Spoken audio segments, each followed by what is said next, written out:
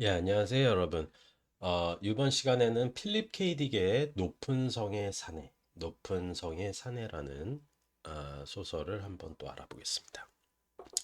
이 소설은 필립 K 딕이 슈거상을 받은 장편 소설이기도 한데 역시 굉장히 수작입니다. 필립 K 딕의 작품군에서도 굉장히 손꼽히는 수작글이고요. 어, 역시 뭐 제가 자꾸 이제 이야기를 하지만 유비 그리고 파머 알드리치의 세 가지 성운과 같은 아주 굉장히 그 센 재미는 조금 없을 수는 있어요. 반전이 심하지는 않는다는 얘기인데 설정 자체가 굉장히 발칙한 설정이고 가상 역사물을 다루고 있기 때문에 재미가 없을 수는 없습니다. 그리고 굉장히 저도 재밌게 봤어요. 재밌게 봤고 그래서 이제 이번 시간에 이렇게 같이 또 이야기를 해보려고 준비를 했습니다. 자, 일단 상황이 설정 자체가 사실은 절반 이상을 먹고 들어와요. 상황이 주축국, 동맹국이죠. 그러니까 2차 세계대전 때 독일과 일본이 이긴 상황입니다. 전쟁에서 독일과 일본이 2차 세계대전을 승리로 이끈 상황입니다. 그래서 어떻게 미국이 배경인데 어떻게 돼 있냐면은 그러니까 동부죠. 그러니까 뉴욕, 보스턴 이쪽에 있는 동부는 나치 독일이 점령하고 있고 그리고 서부 로스앤젤레스 이쪽은 태평양 지대이기 때문에 일본이 점령하고 있습니다. 그러니까 미국 대륙이 동서로 나뉘어서 동쪽은 나치 독일에게 지배를 받고 있고 서쪽은 일본 제국에게 지배를 받고 있는 상황입니다. 그리고 한 가지 굉장히 흥미로웠던 점은 그 배경을 설명을 하는데 나치가 승리를 이끌고 유럽을 어떻게 했냐면은 지중해를 메꿨다라고 해요. 그래서 지중해를 메꿔버려서 간척 사업을 해서 거기서 농지 개간을 해버렸다. 그래서 농지의 농산물의 그 수확이 거의 뭐 압도적으로 비약적으로 늘었다. 뭐 이런 묘사도 있었고 아프리카 대륙에서 또 홀로코스트 이렇게 제노사이드 이런 대량 학살을 자행을 해서 아프리카 대륙을 손에 넣었으며 또한 어, 아프리카 흑인들을 모두 다 이렇게 학살했다라는 묘사가 나오죠. 그래서 그런 이런저런 소리에 대해서는 굉장히 좀 섬찟하기도 하고 실제로 역사가 저런 식으로 진행이 되지 않았을까 이런 생각도 들기도 하더라고요. 그래서 굉장히 그런 묘사 자체는 굉장히 좋았습니다. 그리고 이 소설 자체가 다중 플롯이에요. 그러니까 인물이 한 명의 주인공이 나오는 것이 아니라 지금 이 상황에서 여러 가지 인물들이 어떻게 보면은 이렇게 펼쳐져 나가는 그런 상황을 이야기를 하고 제가 갑자기 이게 만지작만지작 이게 성 성물인데 카톨릭 이렇게 성물인데 제가 이제 예, 스카플 예, 하여튼 뭐 스카플라 뭐 이런 건 것 같아. 그래서 만지는 걸 좋아해서 이렇게 어쨌든 간에 뭐 이건 신경 쓰지 마시고 이거 뭐 어쨌든 간에 그런 상황이다. 그래서 이 등장인물 중에 한 명이 로버트 칠던인데 이 사람은 서부 로스앤젤레스 뭐 샌프란시스코에서 미국 골동품을 취급을 해요. 그러니까 지금 미서부는 일본의 문화에 완전히 찌들었어요. 그리고 일본인들이 이미 와서 지배층으로 삶을 영위하고 있고요.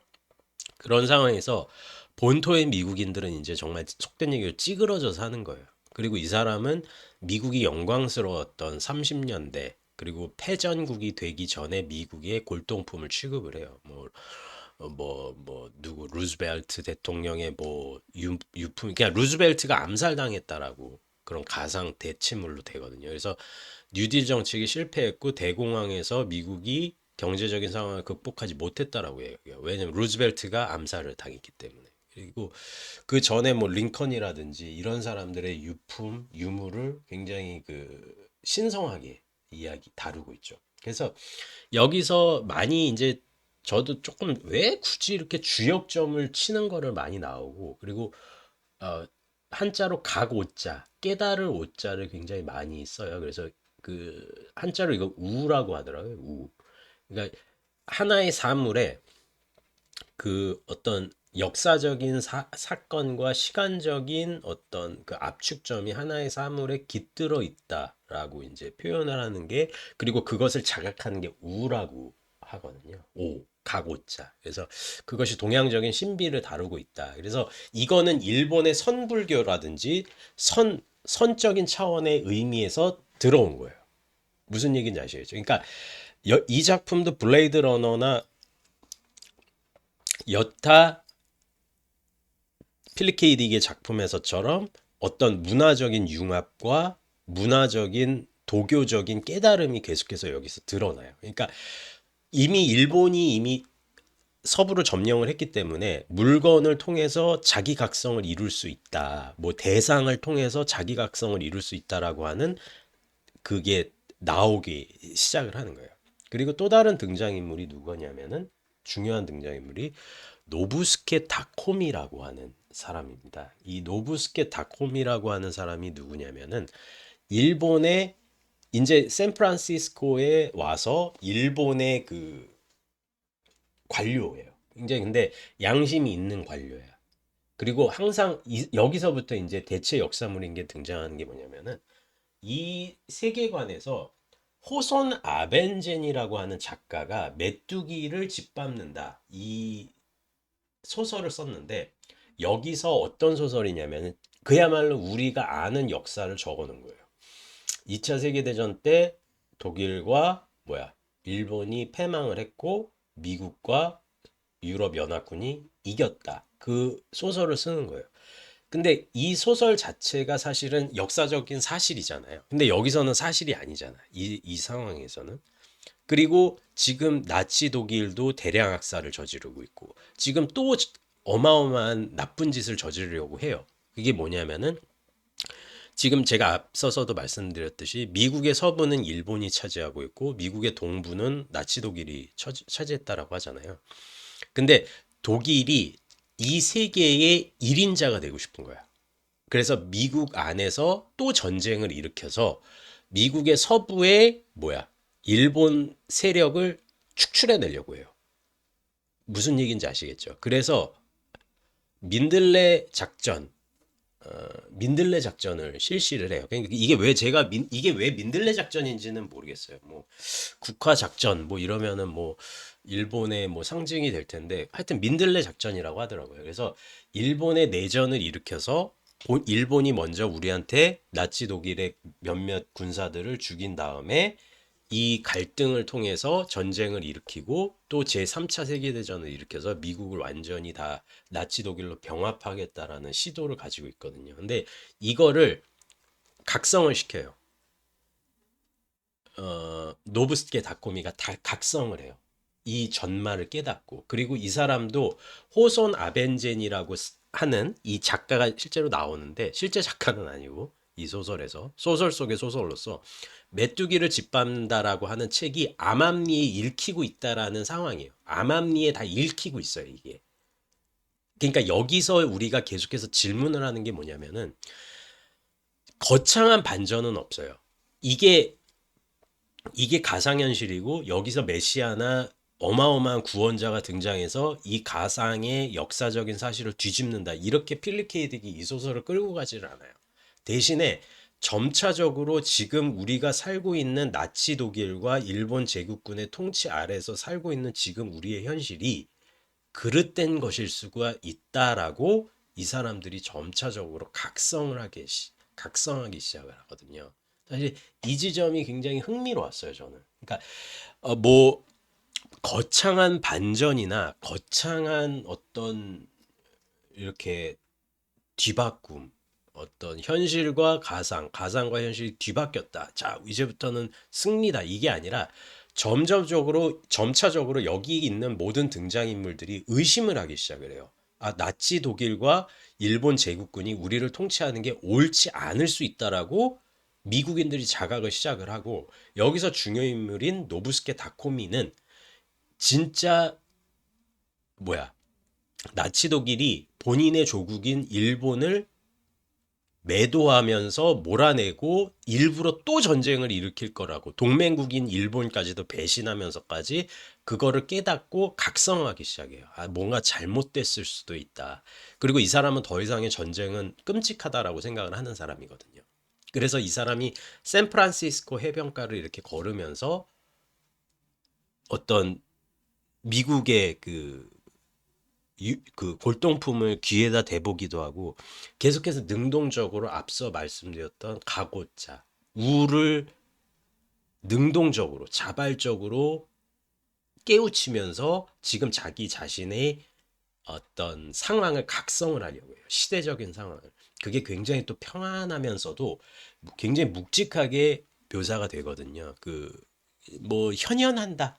에피파니 뭐 이런 거 있잖아요. 절대자의 자기 현현, 자기 지시, 자기 현현처럼 그걸 은은하게 깨닫는 거예요. 아, 이게 그릇된 것일 수도 있다. 근데 여기서 필립 K 딕이 굉장히 성숙하게 이 지점을 다루는 방법이 뭐냐면은 그렇다고 뭐 디바인 인베이전, 뭐 유빅, 파머 알드리치 이런 작품이 떨어진다는 게 아니라 성숙하지 않다라는 게 아니라 그 작품이 어떻게 보면 장르 소설적인 재미를 극대화시켰다면은 이 작품에서는 뭐 전 시간에 말씀드렸던 그 작품도 그렇고 전 시간에 뭐 흘러라 내 눈물 경관이 말했다도 마찬가지고 이 작품도 마찬가지고 필립 K 딕이 정말 꼼수를 안 부리고 묵직하게 밀어요.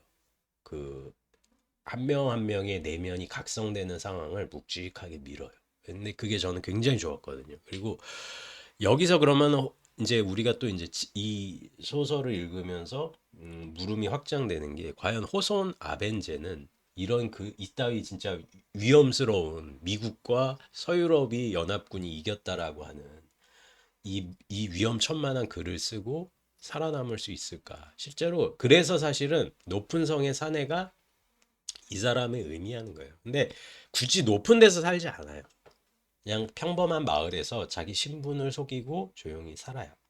그랬을 때 이 사람에게 어떤 줄리아니 프랭크라고 하는 또 이제 여주인공과 이 여주인공을 유혹해서 원래는 이탈리아 암살자고 나치 스파인데 호손 아벤제는 암살하려고 하는 그 에피소드가 또 마지막에 이렇게 배치가 돼 있거든요.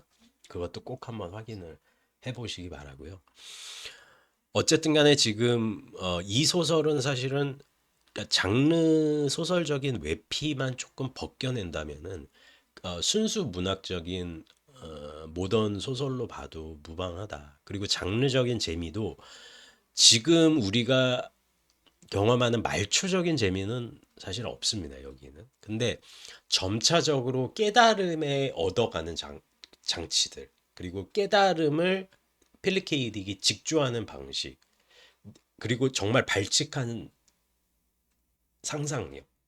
그 상상력인데 진실을 추구하려고 하는 사람들의 마음가짐이 옮겨가는 지점에 있어서는 저는 탁월한 작품이었다라고 보고요. 이게 아마 TV 시리즈도 있더라고요. 아마존 프라임이었던 것 같은데 거기서 이제 시리즈도 만들어졌는데 왕왕 이렇게 유튜브에 이렇게 조금 파편으로 이렇게라도 확인을 몇 편을 했는데 다는 안 봤어요. 다는 볼 수도 없고 다 올라오지도 않았지만 저는 굉장히 흥미롭게 이렇게 그런 챕터들도 또 봤던 것 같습니다. 그리고 이 호손 아벤젠, 이 메뚜기의 저자, 그 마지막 그런 대화들도 흥미롭고, 어, 네, 뭐 그렇습니다. 뭐 여기까지 해야겠네요.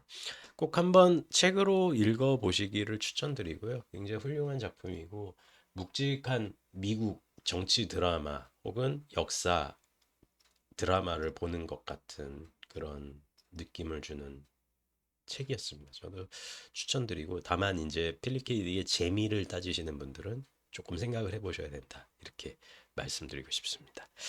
그래도 추천드려요. 재미도 있어요. 재미도 있으니까 추천드리고 꼭 한번 보시기 바랍니다. 네, 오늘도 영상 봐주셔서 감사합니다. 다음에 또 찾아뵙도록 하겠습니다. 네, 감사합니다.